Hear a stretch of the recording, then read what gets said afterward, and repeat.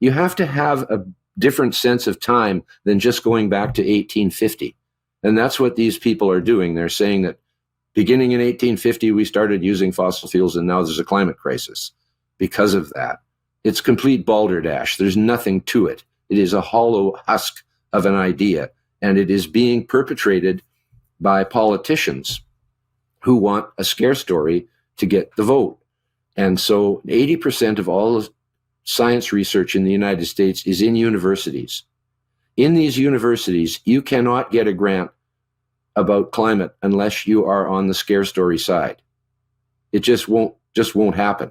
No, not only that, you will be ostracized by your peers and sent out with a pitchfork in your rear end if you do such a thing as to counter the narrative, as they like to call it. So we're stuck in this situation where all this negative information and scare stories are being fed to the politicians so they can use them to make fear in the public, to control the public. And that's what this is. It's just like, in a way, like COVID. It's a totally different situation, but they did everything they could to make us afraid during COVID instead of giving us hope.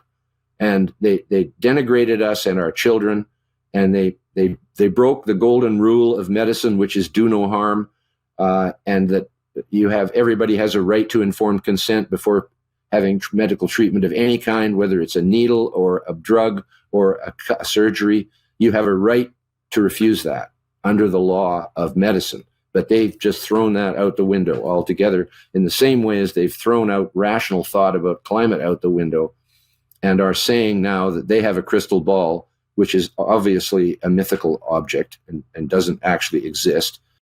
They have a crystal ball that can predict the future of the Earth's climate, and it is very, very, very bad.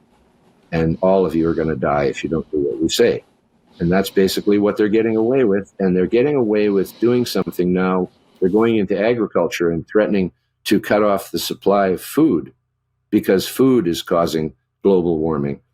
And, oh, isn't that nice? Only the billionaires will be able to afford to buy food, and all the other people will die, and because there's not enough food. That's what we're heading for if we continue to listen to these people.